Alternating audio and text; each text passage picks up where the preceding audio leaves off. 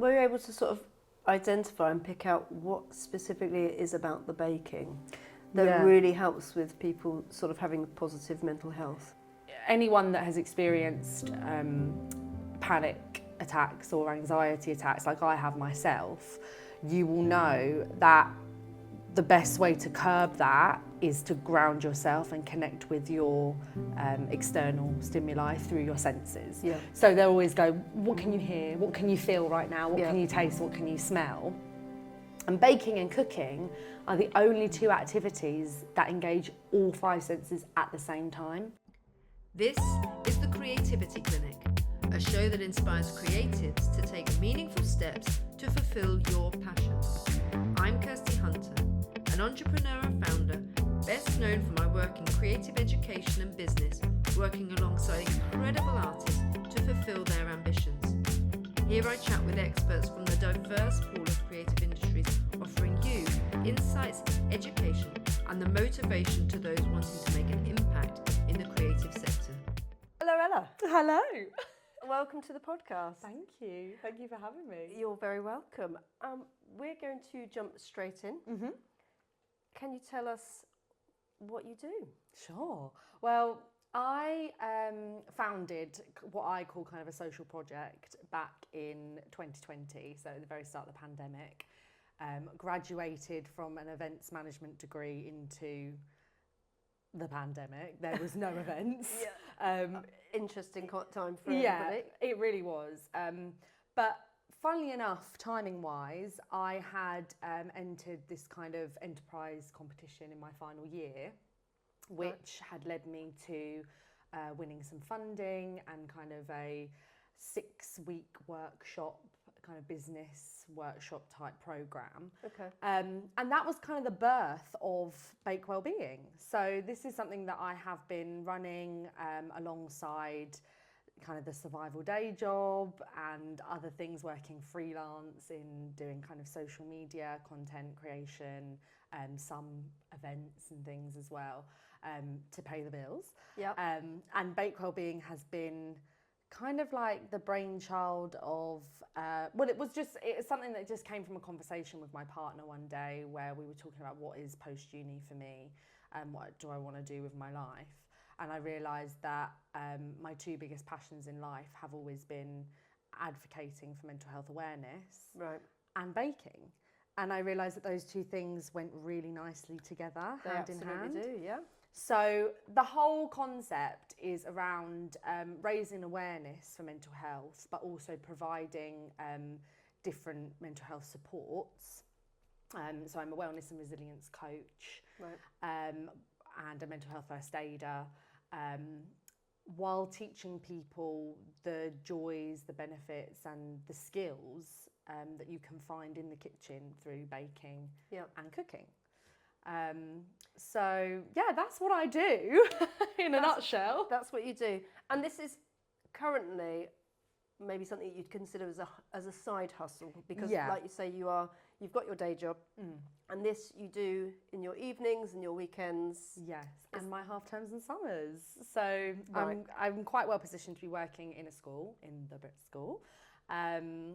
I know it well. Yes, of which I am an ex-student, so #alwaysBrit. And it works really nicely because it means that I'm home by 5 most days, stunning, you know, and I can just get on with initiatives, you know, planning for the future of what this kind of social project could look like, what impact I want to have and how I'm going to get there. And I do lots of different things on weekends, getting involved with community events. And then half terms and summer holidays are brilliant for child initiatives. So I do lots of like workshops and work with corporates as well to put on, you know, when they need like the stress management webinar. I'll be like, pay me to do that, I'll do it. I'll chat to you for 45 minutes on emotional resilience or something that I've trained in that diploma. So yeah, it works nicely. So you've not always done that. So you said you were a student at the Brit School. You studied dance. I did. I was a dancer back in the day. So how did dance training get you ready for a world of entrepreneurship? I think in many ways, really. In discipline is a massive one, I think, in just, what is the word? In applying yourself to a certain discipline, and dedicating time and effort and energy, and just being committed to something that you know is a long-term training. Yeah. You know, it was what I thought was going to be my long-term career. Right. But towards the end of my 4 years there at Brit, I realised that my body just wasn't made for it. I've got weird little quirks, you know, my knee just pops out occasionally, mild scoliosis, you know, all this fun stuff that I was like, do you know what, I don't think this body's going to sustain me through a 20-year dance career. And then what happens after that, you know? Yeah. So that's when I decided to look into events management degrees, because luckily at Brit they really do, within their syllabuses and their curriculums, open your eyes to and give you opportunities to learn the skills in everything around a production. Yeah. Or, you know, an exhibition. Or so we were a company while we were training. Sure. And there were a lot of shows and productions that I was able to take different roles in. So I'm not just a dancer. Yeah. I'm a rehearsal director, or I'm a project manager. And it was those experiences that made me realise that I'm actually just naturally quite bossy. And I quite like being in charge. Yeah, I quite like being in charge, actually. I quite like, you know, telling people what to do and how to do it. So then I thought maybe a management degree would be interesting and suited to those kind of quirks, if you like. Natural skills. Natural skills, thank you. And yeah, that's when I sort of decided to go into events. Did a 4-year degree, 1 year in industry, which was working at a really cool experiential and immersive events agency. Amazing. So we did kind of really creative events for brands like Facebook, LinkedIn, really cool. And yeah, as I said, graduated into the start of the pandemic. So I was sort of like, this could be a second failed career before it's even begun. But we pivoted. Yeah. We pivoted. Pivoting early and learning to do that early, which is amazing. So am I right in thinking that when you started this social project, you bought a van? I did. I bought a van, Vanessa. Vanessa. Rest in peace. I have now sold her and she's been renamed as Liberty. So she's broken free. Yeah, she's broken free. But I did buy a van with the intention of kind of touring a little bit and having a physical space that was mobile, on wheels, for Bakewell Being, to run my coaching sessions, whether that be one-to-one or in small groups. Yeah. Do workshops of sorts, and even maybe pop up in places as kind of fundraisers. So I'll do these pop-ups where I'm just selling bakes and treats and little goods to raise money for the project. Right.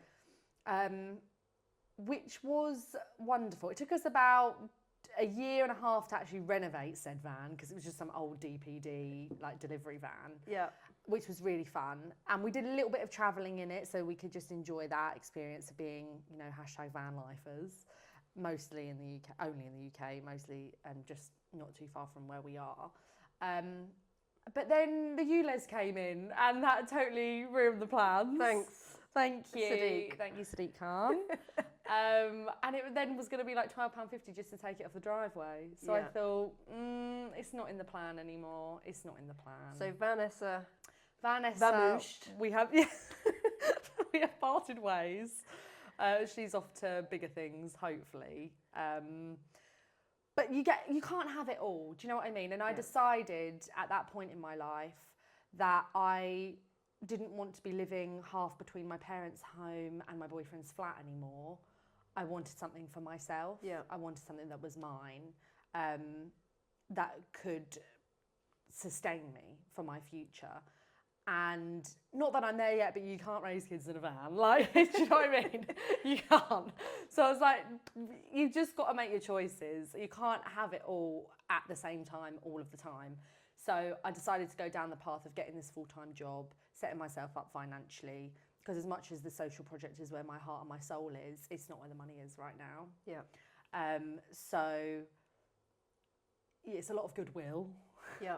And I think goodwill is more readily available when you know that you've actually got finances to sustain that. Yeah. Or funding.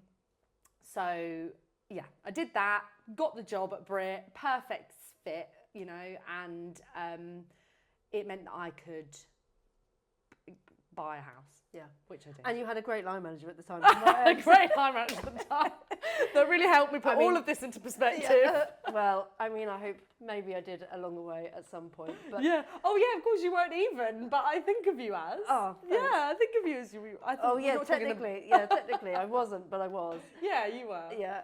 So, fast forward, you've now been in that role for some period of time, and Bake Wellbeing is flying.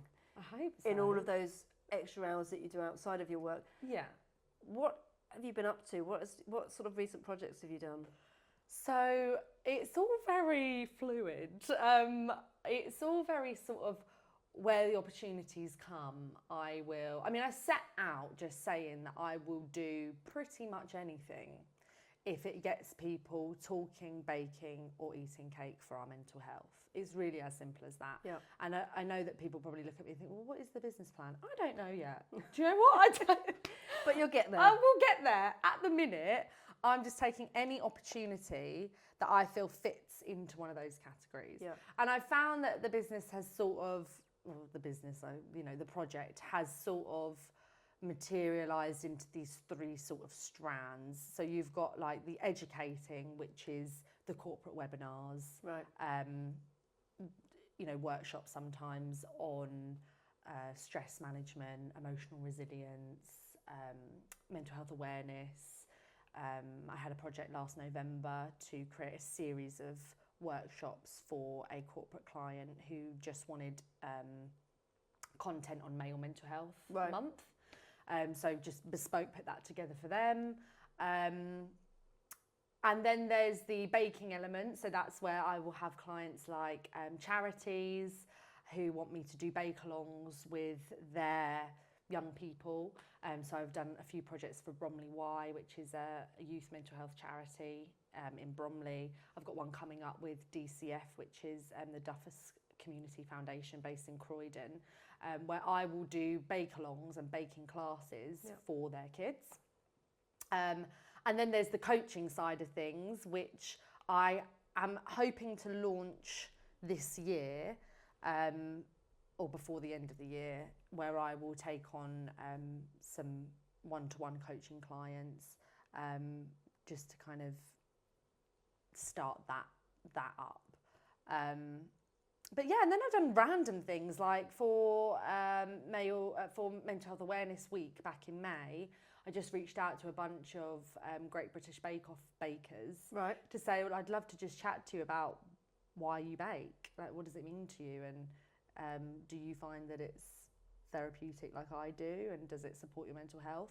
And all of them responded yes. And I would really love to talk about it. Yeah. So that was a fabulous series. I had probably like 6 or 7 high profile bakers doing lives with me on Instagram, just to talk about this subject and to raise the awareness. And were you around able to sort of identify and pick out what specifically it is about the baking that really helps with people sort of having positive mental health? Yeah, so it's something that I've really come to know through experience, but also through these sorts of conversations, but also research into the science of it.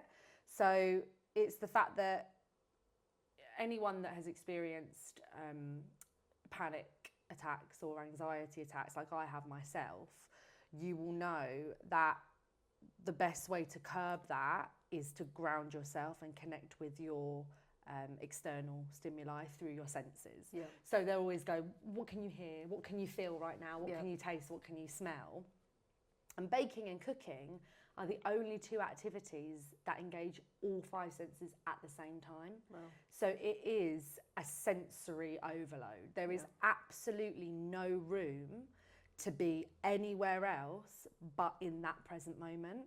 And we find that through other flow activities, you know, like painting, gardening, you know, where you're very at one with the experience. Yeah. You're immersed in it. And that is like at the heart of mindfulness, you know. Just bringing an awareness to the present moment, which obviously is such a powerful skill. And it's become a bit of a buzz term, you know. But really, there's like 2,500 years of research, of like evidence as to why this is incredible for our whole being. And I suppose also when you then bring in that notion of community alongside that, and friendship, and those connections that people are making when they come together, it's adding another layer to that support. So I could be at home baking for myself, and like you say, it hits all of those senses on my own. But actually then if I'm doing it with somebody else, even more, I've got no room to start thinking about, well, what's that self-doubt going on in my head, or what's that anxiety feeling in my stomach, because actually I'm about to eat something, or I'm tasting something, or I'm smelling something. Yeah, and you're following that process, you know, the recipe, the method. Absolutely, and that's what a lot of people said, especially the Great British Bake Off contestants had said, is that their baking community now has become almost like a family. And it's wonderful. It's connected me with people all over the world, all over the globe. I now have Bake Wellbeing friends. You know, the Bake Wellbeing community is across the continents, which is so wonderful. And it just comes from the fact that we all understand each other's need to be in the kitchen, to bake and to cook. Tell me more about that, because didn't you recently go to LA? I did, yeah. So I met up with two of my longest Bake Wellbeing friends, actually, who I'm now on the board of one of their projects, which is called Depressed Cake Shop, an LA-based charity. Again, getting people to bring an awareness to mental health and mental illness through cake. And Courtney from Canada has a very similar project again called Wildflower Fields, where she combines nature therapy and baking therapy. Amazing. She has a bake shop, this beautiful site in Ontario, Canada, and they have a bake shop where they sell goods, and they use that funding to fund low-cost counselling and therapy. So yeah, it was amazing to go out and be with them. I've met Val from LA quite a few times. She comes over to London a lot. But to go and stay with her in her home, and we did a Depressed Cake Shop pop-up, and, you know, just conspired about the future and things that we could work on together. It was amazing. It was actually a life-changing trip. I bet. So much so that I actually got my first tattoo of a little the logo. Yeah, this is the actual Depressed Cake Shop logo. Brilliant. So I was like, should we just all get that on our bodies, just to like bond us for life? They were like, yeah. You've heard it here first. Yep. You can all go out and get your own. Get yourself a cupcake. Yeah. So, what's the future? I mean, you say that the business plan is obviously a changing field, and it will always be. But what are sort of the visions for the future? I am working towards the plan of having another physical space. So obviously, having lost the van, I would now love to have another physical space for Bake Wellbeing. I think realistically, that is something that will probably be financially. I've got a great space in my garden, and I'm thinking of building some sort of purpose-built cabin in the back. I've got side access, you know, to my house, so it can be something that is pretty much a standalone space with a small kitchen, workshop space, where I could then actually have my one-to-one clients for coaching. I could host community workshops. I'm literally back onto a school. Right. So, I mean, I'm just seeing the kids popping round, you know, for their little after-school activities. And run my workshops and my community events, my coaching from that space. in afternoons, evenings, weekends, and summer holidays and half terms. Yeah, and I suppose that sort of exclusive space would be great because not only in those coaching one-to-one sessions you can sit down like we are right now and have a conversation, but at the same time you can do the baking, which is often a really great thing for people that are having, whether it's coaching or counselling, because not having to give constant eye contact can be a really helpful sort of journey. Yeah, 100%. And I think that quite a lot of, when we think about mental health support, we think therapy, and we think sat like this or opposite from someone and being interrogated, you know, and that scares a lot of people. That is so intimidating for a lot of people. I think the idea of creative therapies in general, and I guess the whole point of this and bringing awareness to this is to put baking on the map of creative therapies, because it isn't at the moment for some reason, baking and cooking. But it just removes so much of that intimidation. It's just two people experiencing an activity together. And when your hands are busy, I found it just by doing this really informally with friends and family, that people kind of forget where they are, or, what they're even, anything else. They're just there, and then it's like an open gateway. People just open up. Yeah. And I think that could be really beneficial for a lot of people, especially, I focus on the fact that 1 in 4 people at the moment are said to experience mental illness at some point within a year, but I'm looking at like the 3 in 4. All these people that are like, I'm not mentally ill, and I'm like, but you still have a mental health. You still need to look after that, and you still need to protect that. I was never diagnosed with a mental illness, but my mental health was not good for a while when I was experiencing panic and anxiety attacks. I wasn't mentally ill. I wasn't diagnosed with anything, but I was not working. I was not at my optimal mental health because I was ignoring that and thinking, oh, I'm not that 1 in 4, so I'm fine. Yeah, and I think that is why it's so important for businesses, and recognising that there's a tier of where you are, of course, sort of, at this point when we need to be referred to, whether it's health services, it's already too late. We've already gone past that threshold, and the number of people that we've seen it with young people, particularly with that huge increase with concerns of mental health, when actually what you're trying to do is, I want to catch it really early to say, let's have an awareness of what it looks like to look after your mental health. Like you would go to the gym and look after your physical health, you're going to say, well, these are the things that you can do to actually really cater for and learn how to navigate that sort of journey of, I need to just be present in the moment right now. Yeah, that's exactly it. That is it. So on this journey that you've been kind of creating for yourself, there's a lot to do. And whether that's marketing yourself or creating some social media, who does that? Is that you, or do you outsource that? It's all me. I do everything because I have never really had a budget or funding. The funding that I did get for Bake Wellbeing was spent on my diplomas, so my accreditation, to get those certificates and the training. Just to kind of underpin the work that I do. But I do everything else myself, actually.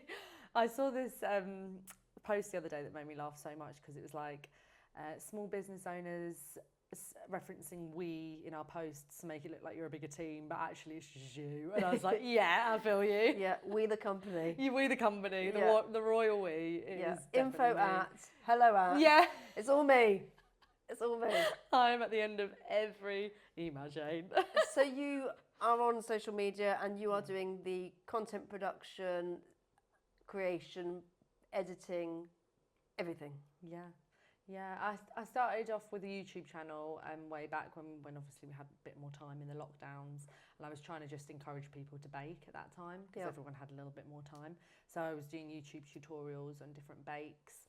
and that I really enjoyed. Actually, it was, you know, something to fill my time with, the filming, the editing, you know, really enjoyed that. But yeah, my social medias are all run by myself, and all the other parts of the business. Yeah. So what sort of tools or software do you use? What's your go-to to make life a little bit easier? I pretty much, it's very, very basic. I will create my content plans in Google Sheets, like a spreadsheet. Love a spreadsheet. I don't always stick to it because obviously it depends. I have this ongoing love-hate relationship with Instagram. I'm like, what's the point? You know, do I really care about the algorithm? You know, why am I trying to get followers? And then the other part of me is like, well, you're running a project and the numbers matter. Yeah. And, you know, funders and brands that might want to be involved, they want to see numbers. So you've got to build your platform. Yeah. So it's this constant, you know, love-hate relationship where one day I'm like, that's it, I'm done with Instagram. And the next day I'm like, get on all the trending reel things and make all, you know, save those trending audios and make your own reels with them. But yeah, so I'll literally make my content plan for the month maybe in a spreadsheet. And then I will make a lot of my content through just a really basic editing app. I use Wondershare Filmora on my phone and on my laptop and create reels. Sometimes that's little baking tutorials. Sometimes it's me talking to camera. I don't have a set strategy with marketing. And then just post it out there and let it go and try and... I do try to keep my engagement going on Instagram. The Instagram is literally the whole way that I have marketed Bake Wellbeing. It is the only way that I have. I've never paid for any marketing, but it has helped me reach across the globe. Yeah. And back in 2021, I started a baking club called the Wellbeing Bakers Club. And I got up to about 50, 60 members from all over the world, and quite a few of those individuals I now work with a lot. You know, there's a few of us that have come together to create this kind of collective, which is something we're working on at the moment, to put baking and cooking on the map for creative therapies. So, well, I completely am down with it, hence you're here at the Creativity Clinic, because it absolutely is creative. I'm there with you. Yeah. So say somebody wanted to work with you and use your services, how does it work? Because I know that you do some online. Yeah. But also in a physical setting, if you were going into, let's just say, a corporate world or a school or any other organisation, do they need to have a kitchen there? Like, how does it work? Ideally, I mean, if they want to merge the two, so a lot of clients will merge the kind of educating side of it. So you'll have like a workshop on mental health awareness or stress management or whatever. And then they will also bring in a baking element. So that has been done a lot online, so from my kitchen to theirs, but also where the facilities allow, I've gone into companies or like the HQ of Bromley Y, and they have a kitchen space there, and then I'll run my workshops there and just bring everything that they need. They just bring themselves and run the workshops there. But as I said, because Bake Wellbeing is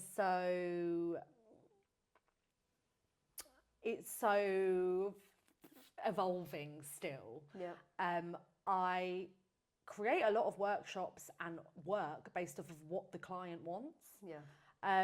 So a lot of what I've done has been very bespoke to what they need, or what box they need to tick, and I'll do my best. Yeah. You know, we might cut that. Or not. I mean, it's the truth of it. Do you know what I mean? I mean, the thing is, you are certainly in a space where, of course, huge corporates will have to tick a box. Exactly. And hopefully there are going to be a number of organisations out there that genuinely do want to support the mental well-being of their employees. Yeah. And will hopefully then look for creative solutions about, well, what can we do that's slightly different? Otherwise, I can give you a gym membership, but that doesn't necessarily mean that I've got a happier, more productive team. Yeah. So if they are able to sort of reach out and find those alternative options, great. But yeah, realistically, of course, there are going to be those ones that just go, well, there we go. We've supported our employees. We've done something. So what sort of, feedback do you get when you've done these sessions? Just that it's very unique, very unique. Like, I don't think there are, apart from these kind of 8 or 9 other women that are running similar projects, only one of them is UK based. Right. And that's exciting because I feel like I am trying to create something new, but it's also a little bit lonely. You have to try and convince people that there is something there. Yeah. That this should be a creative therapy and is a creative therapy. I see baking and cooking therapy in the space at the moment where maybe dance therapy was like 10 years ago. Yeah. And that is very exciting. And people are going, oh my gosh, I didn't realise until you did this mindfulness in the kitchen webinar where I'll literally break down the principles of mindfulness and then go, and let me show you at the end how all 9 of them relate to the kitchen, like directly. Yeah. And they go, oh my gosh, like, wow, that's so true. I didn't even realise that I was being a mindfulness guru and I was meditating when I made that lovely dish last week and really made the effort, and presented it beautifully. Or when I made that birthday cake for my friend and they go, oh my gosh, yeah, you're right. Like, what?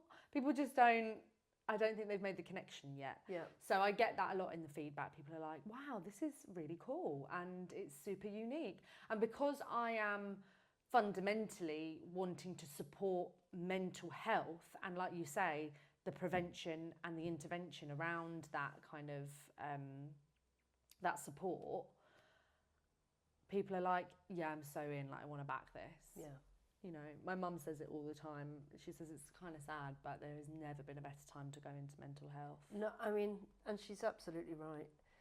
So you touched on briefly sort of navigating that journey and you're, starting something that is maybe quite foreign to some people. So bearing in mind that you've also got a full-time job and you're, juggling all of the other things that you do, what sort of mindset do you think you need to have as an entrepreneur that will allow you to stay the distance? Resilience, majorly. And that is great because I am trained in being a resilience coach. So I will give myself that coaching and that kind of form of coaching and that solution-focused approach a lot. And just having this sort of, again, through the kind of practice of mindfulness, I found that these particular principles of mindfulness, like non-striving, non-judgment, acceptance, are so key to me just being okay with where I'm at. Yeah. And just knowing that there is no rush. There's no rush. This will evolve. Way back in the beginning when I was just entering a business competition with a seed idea, people were going, so what is the business plan? Yeah. And at the time I was like, oh my gosh, I need to understand business, I need to understand budgets, I need to understand, how I monetize and all these big businessy terms. And now I've realised that actually it's okay. Yeah. I'm just passionate about, I feel that this is my life's purpose. Yeah. I feel that this is my mission, and we're gonna work towards that. Yeah. And there might be some setbacks at times. Yeah, absolutely. And there might be things that slow you down, but actually, and you can see that passion and drive in you. And I think it's really admirable that you can juggle all of these things and wear so many hats to keep, I really want to help and support, whether it's young people, older people, anybody at all, just to understand more about what they can do to support their mental health. Yeah, absolutely. That is it. Fabulous. Thank you. If there are people out there that like the idea or they want to get behind you and back you, what could they do and where could they find you? They can get on my mailing list and I promise I will put a newsletter out soon. On the to-do list. Yeah, it's on the to-do list. Actually, that is one thing that I am maybe getting a bit of help with. My best friend, bless her, she was like, Ella, let me help you with your mailing list. She was like, I'm going to get you a newsletter out soon. And I was like, please, my love. So that will be happening eventually. But that's the best place to find out what's happening, what I'm working on, and kind of the roundup of things that have happened throughout the last few months. It's supposed to happen quarterly. At the minute, we're looking at what's happened in 2024 so far. But so my mailing list, you can join through my website, www.bakewellbeing.co.uk. At the bottom, you can sign up to the mailing list. And then most of my content goes out on Instagram, which is just at bakewellbeing. Again, you can find out about everything that I'm up to there, and what I am working on and how people can help. I'll be involved in that. It literally can be sometimes like I'm popping up in West Wickham, you know, I'm doing a pop-up, come buy some bakes. 100% of what is raised goes into the Bakewell Being pot. Yep. And yeah, and it's just kind of, and through that, I think it's the word of mouth, really. Yeah.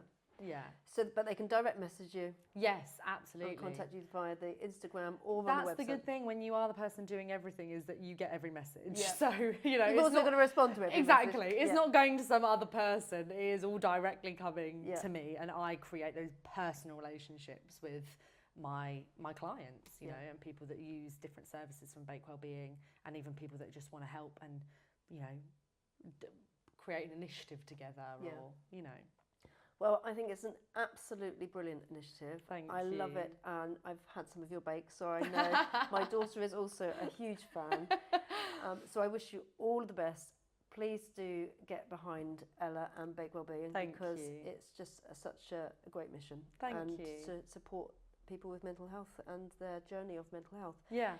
Before I let you go, I just want to ask you, because I ask everybody this, if you can think of something that you would recommend for our people watching and listening, if they could do anything that's creative, whether it's watching a TV, film, theatre, maybe it's a website you can throw them into, what would you recommend?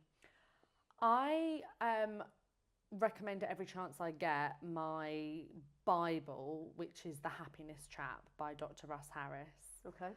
And this is a concept based on ACT, which is something that I was introduced to through counselling and therapy before I did CBT. Right.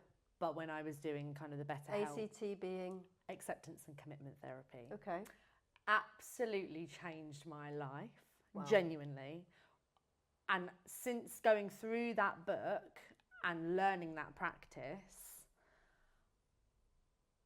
and applying it in everyday life, I have not had a panic attack or an anxiety attack for 2 years. Wow. I genuinely think it healed me. And then obviously I supported that with CBT, cognitive behavioural therapy, and my own personal self-help strategies, baking. But it's just life-changing. So just say it again for me one more time. The Happiness Trap by Dr. Russ Harris, and it's based around the principles and the kind of practice of ACT, acceptance and commitment therapy. We will put that in the show notes along with all of your handles. But thank you so much for joining me. Thank you. I've loved this chat.